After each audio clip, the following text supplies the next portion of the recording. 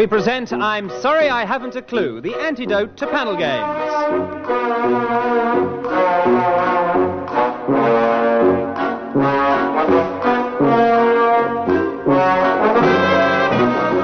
At the piano is Colin and your chairman is Humphrey Lyttelton.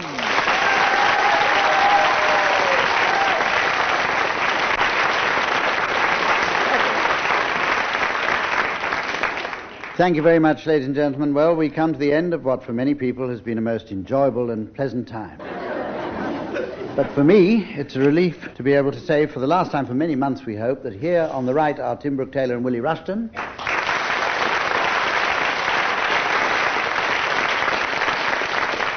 And on the left, Graeme and Barry Cryer.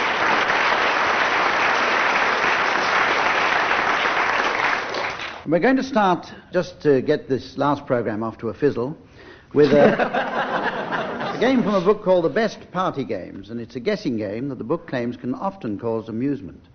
Well, we'll see. At the side of the studio, we have a curtain with a gap at the bottom. One team is going to go behind it and remove their shoes. The other team then have to guess whose ankles are whose. The book says that you should only have volunteers in this game because someone might have a hole in his sock and not wish to display it. But despite that, I'm going to instruct Tim and Willie to go behind the curtain. Gas masks on. Don't remove your shoes till you get behind the curtain. Curtains are wilting already. Pull yourself together. Tim and Willie behind us. One shoe gone down. And another. That's three. That must be Willie. Right. Oh. Now...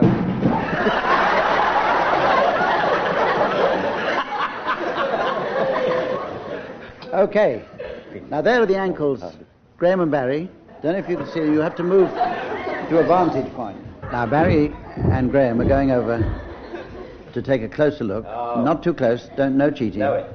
Right. They've returned to their seats now. An owner win. Which pair of ankles? Both. I only saw one, so I assume it's Long John Silver. Couldn't see the crutch. I'm going to encourage the audience, when they start getting warm, to applaud them if they get anywhere near the right answer. Graeme, can you improve I on name that ankle in one. Hot gossip. Oh, Michael Foot. The anklet is a bit of a giveaway, that delicate anklet. Mick McManus. No, we give up, I think. We give up. We're stumped on that. Right, well, we'll have to ask the people behind the curtain to step forward and identify themselves. Oh! You rascals. It Good is, heavens. would you believe it, Willie Rushton and Tim Brooke-Taylor. And Sir Alec as a decoy. In that order. In that order. So I'm afraid, Thanks, Graeme Alec. and Barry, Thanks, Alec. I'm not going to ask you to go behind the curtain. Just I'm as going well. to go on and tell you that at the end of the programme this week, I'm going to ask you to introduce the late arrivals at the Music Lovers' Ball. Right, we go on to a music round now, and it's the old familiar game, Name That Tune. Colin at the piano is going to play a tune, and I'm going to ask the panellists in order to name it, and I shall award marks accordingly. Graeme Garden, I'm going to start with you. Will you name that tune?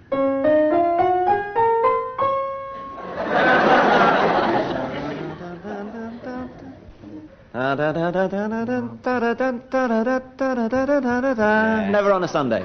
Oh, that's your problem.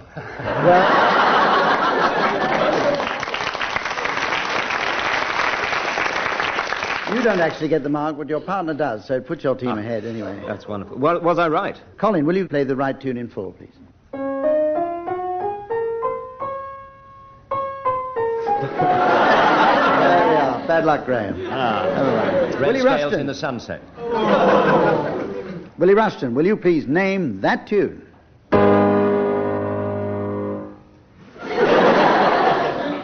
I was born under a wandering Jew. Well, we'll see if you're right, Colin. Oy vey. Is it? Very nearly, but not quite. Tim Brooke-Taylor will get... Oh, no, sorry, Barry Cryer. We better go to you now on the other side and ask you to name that tune. Nagila Hava, Nagila. No, that's never ride your bicycle on a greasy road, It's a dead giveaway. Never ride your bicycle on a greasy road, else you might fall off and itch your head. And if you haven't got your clips on, your trousers will catch in the chain, especially if the road is wet as well as greasy. That was a public information broadcast. What a tense moment as we find out from Colin whether you're right.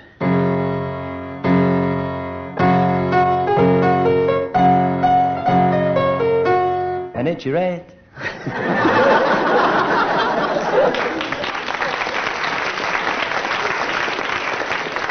Right, 1 mark to Barry there, and Tim, here's your tune. Name that tune.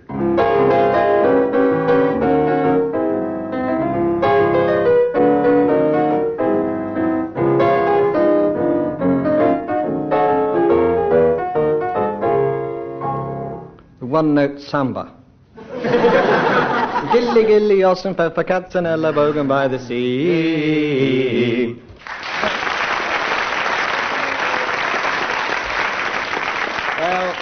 And Tim Brooke-Taylor is the outright winner of that game. And we go on now to the point at which all over the nation pencils are sharpened, paper is spread over the kitchen table, maps Dogs are are taken for a unfurled, walk. and pocket diaries are opened, for we are about to play, for the last time in this series, Mornington Crescent. And as it's the last one in this series, teams, I think we'll say that the normal geographical boundaries are waived. Otherwise, the rules are perfectly straightforward. Makes it a bit... Right. Graeme Garden. Right. Green Park. Ooh. Jubilee Line. Cricklewood Broadway. Edgware Road. King Street, Hammersmith, he said boldly. Piccadilly Circus. Oh. Earl Street. Where? Earl Street. Earl Street. N1. I like it, Tim. Just a moment. Just a moment. Which? N1. I Which? thought we said M1. N1. Yes, not Hang on a minute. Judicators. M1 would have been better, actually. Wait a No, minute, you said Earl M1. Street. Earl Street's No, coming we in accept now. Earl Street. All right, we'll accept Earl Street. Yes, Earl Street, he's right. Right.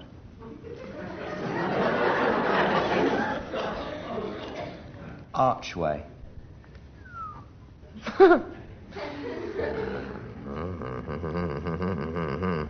Threadneedle Street. Anybody got a ruler? Oh, Nurse! He's out of bed again. A cry of Holloway from the audience. I don't... audience participation. Yes. All right, let's try Holloway. Thank you, Stanley. Mornington Crescent. Yes, bad luck. Oh!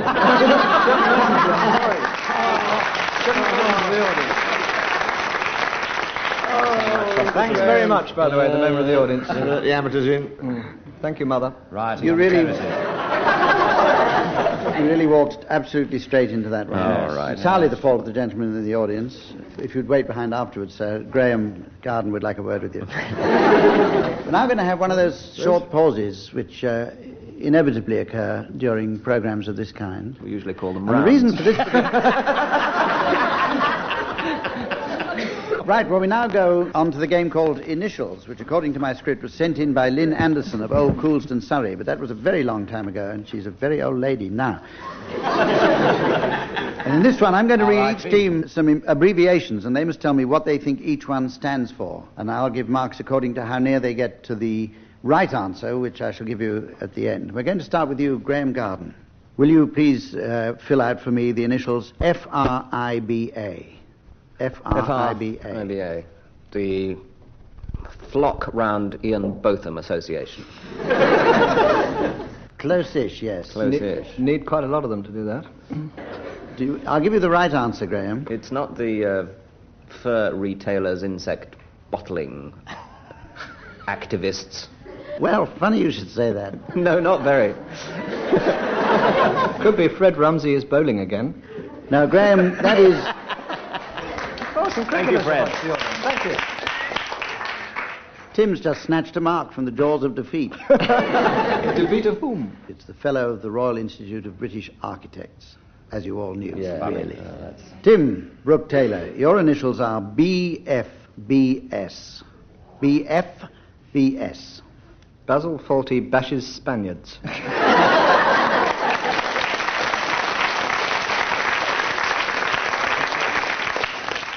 That is actually pretty good. I don't. It's British. Is it British something? Yeah, well, yes, you're getting very close now. British. British forces. Yes. They're Spaniards. British forces. With any luck. Given half a chance. Get all your basques in one exit. British forces. BS. Broadcasting Society. The audience know. Don't whisper it. Shout it. Silence. Services. Services. So your full answer is what? British Forces Broadcasting Services. Well, the real answer is British and Foreign Bible Society. So I'm afraid you don't get that one. Barry Cryer, I'm going to give you some initials now. Yours are SEATO, chummily known as CETO, SEATO. Send Eamon Andrews to Oman. OA, or anywhere. No? No, not really. Have a guess at SE now. I mean, that should get you on the way. SE. I think it's Southeast Asian Treaty Organisation. Oh, shot in the dark, Isn't it? Barry? I think Tim's right. Tim wasn't meant to be speaking, so he's not. As far as the chairman's concerned, he just doesn't exist at the moment. Let's start the recording again. We'll start the recording again. Well, I think, Humph, that it's the Southeast Asia Treaty Organisation. It is, in fact, the Southeast Asia Treaty Organisation. Oh, I just Barry came to was me right. like that. Barry was right. Willie Rushton, your initials are RSPCA. RSPCA. Richard Stilgo plays crappy arpeggios.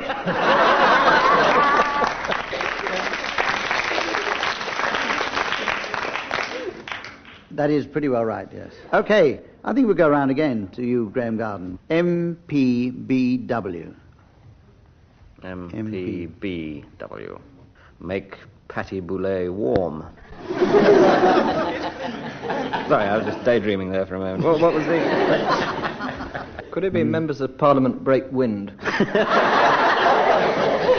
It could well be, yes. No, I've got to give it to you, I think, although you got pretty close at times. The Ministry of Public Building and Works.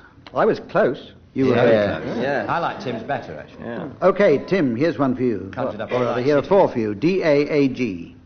D-A-A-G. Dan Archer ages gracefully. Not funny, but true. How true. I give up. I'd like you to try and guess. District Attorney, angry golfer. Missed it on the last word. Deputy Assistant Adjutant General. Oh, Barry Cryer, here's some three curt initials for you. LBC. Lynch Barbara Cartland. LBC. Low Bottoms Creek. Lovely place. London. But they're not the broadcasting company, are they? Are they? Who? Oh, the unmentionables in these BBC premises. London Are they? Broadcasting Corporation, are they? Or company? No, company. London Broadcasting Company. A terrific organisation. And I'm I've sorry you handed in mentioned my that. notice. Right. Now, Willie Rushton, here are some for you. GBH. GBH. Gerald bloody Harper. What is that? Grandmother's been had. No, Well, you know the obvious one. what? What's the obvious one? Georgie Best Halitosis. Oh, General grievous bodily harm, wasn't it? It was a General bodily harm. General bodily harm. That's close enough, I think. Right. And we go on to now that most popular game, the Ad-lib poem. I'm going to give someone the first line of a poem, and they continue until I buzz. And my buzzer sounds like this. And then the next person continues, and I shall give the final prolonged buzz when I think that they've reached the right artistic conclusion. I'm going to give you, Tim Brooke-Taylor, the opening line of this poem. There's nothing I enjoy so much as a ripping bedroom farce. Where you see a large big bed and the teeth are in the glass. When people come in lots of doors and take off all their clothes. There's a fella in the cupboard. with a very runny nose. And he's her husband, really. But they don't know that he's there. He's hiding till the man goes out, and then he'll take a chair and climb on the wardrobe and don a large top hat and enter Robinson Hare, who is playing a stuffed cat.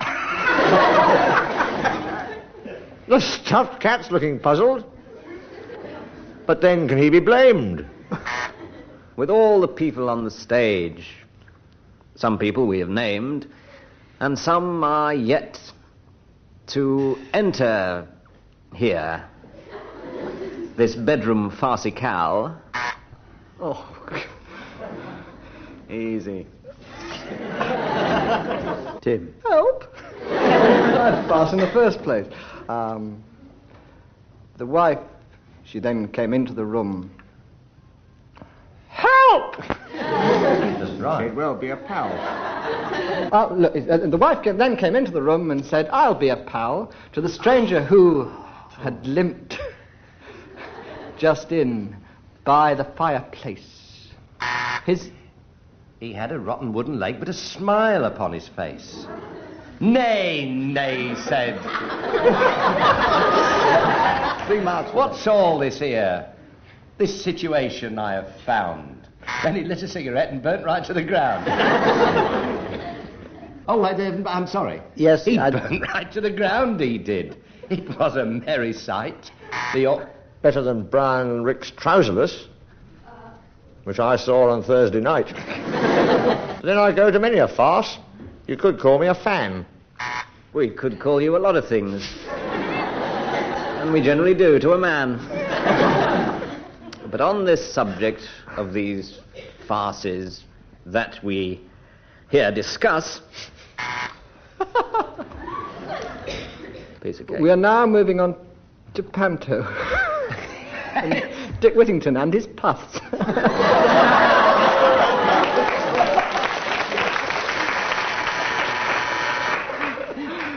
Not so much an artistic conclusion, but rather a crafty get-out for Tim Brooke-Taylor, which wins him that particular round. Going on now to a round called Famous Last Words, teams. And I want you to provide me with some alternative last words to the ones which are common knowledge. The first one to put his hand up can leave the room. The last one which is sort of said to Joan of Arc, which is, "Excuse me, madame, but how would you like your steak done?" I have the last words of a famous ex-druid. Well, of course, he said, if it's simulated. It's famous last words of David Coleman frequently is, "Well, England appear to have got the game really sewn up now." Delia Smith, actually, she had last words. "Well, this has a distinctive taste. Don't tell me, let me guess what you put in it, Lucretia." St. Sebastian's last words were 180!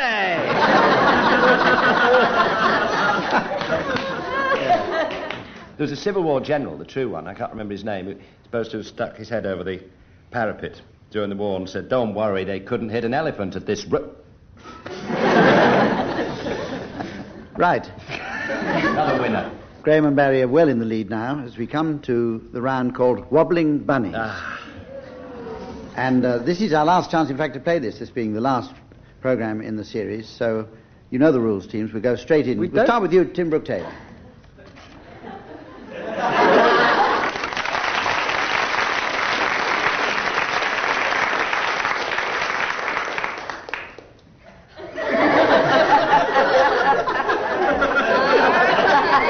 You look a damn fool without the apparatus.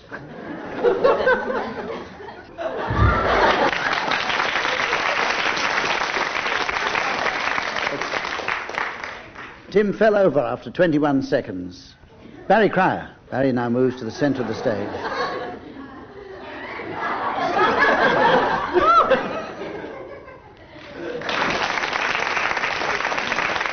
I think that's a winner, Barry. But we'll go to you, Willie Rushton. Pass.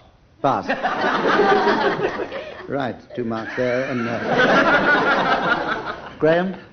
Big finish? I hope so. Big finish, Bunny. Graeme now moves across the stage, behind the curtain, where he's now removing his shoes. There's some movement behind the curtain. Oh, excellent, excellent.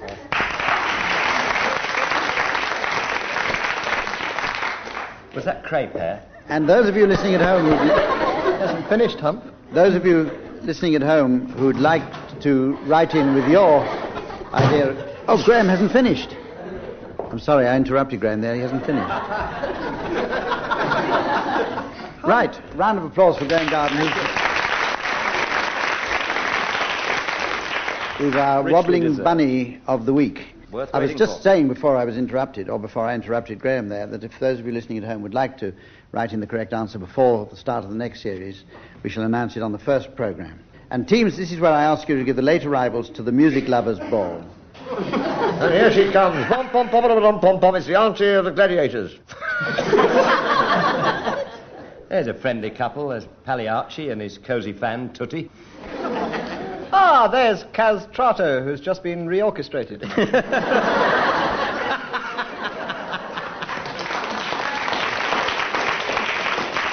And all the way from Australia, will you welcome Mr. and Mrs. Vation and their son Stan Dingo Vation? Well, it seemed funny to me. Did it seem funny to you? There's Bizet, who I shall insult with his full name. Buzz off, can't you see I'm Bizet? Ladies and gentlemen, will you welcome, but keep your hands in your pockets, because here comes Violin, who's on the fiddle. Here's Des Cant. I think he's scored with Andante.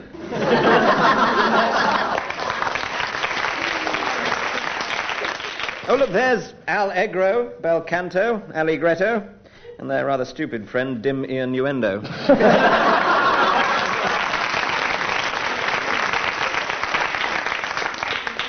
There's a fellow with a French horn. French horn? Cor anglais. And will you welcome, please, Mr. Moonlight and the Moonlight son, Arthur. There's Dulcie Murr, who's a bit of a virginal. Well, she was crumpet voluntary.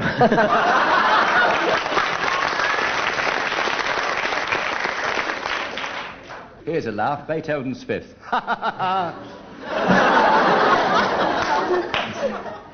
The Irish string quartets have arrived. Well, two of them have, the other three couldn't make it. Welcome, please, fellow who hails from Wales and Ireland, Di O'Fram, who's a bit Mozart and Liszt, so, be fair to... After 8 double basses. Handel's Largo, he never drinks anything else. Thank you, Tim Parney. Well, at this point, ladies and gentlemen, with Tim and Willie and Barry and Graeme roaring into the lead... Well, I've had 3 movements, but I'm feeling better now, And all the way from Broadway, will you welcome, please, Mr. and Mrs. Sline and their daughter Cora Sline? And there's Fatty Second Street.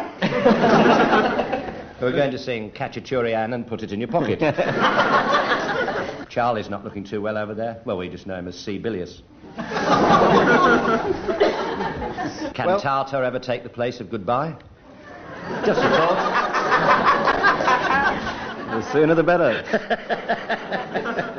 Well, ladies and gentlemen, I'm reluctant to interrupt this flow of wit, but there are other programmes waiting to get on the air, so it's time until to put your pussy our next out. series, goodbye from all of us. Goodbye.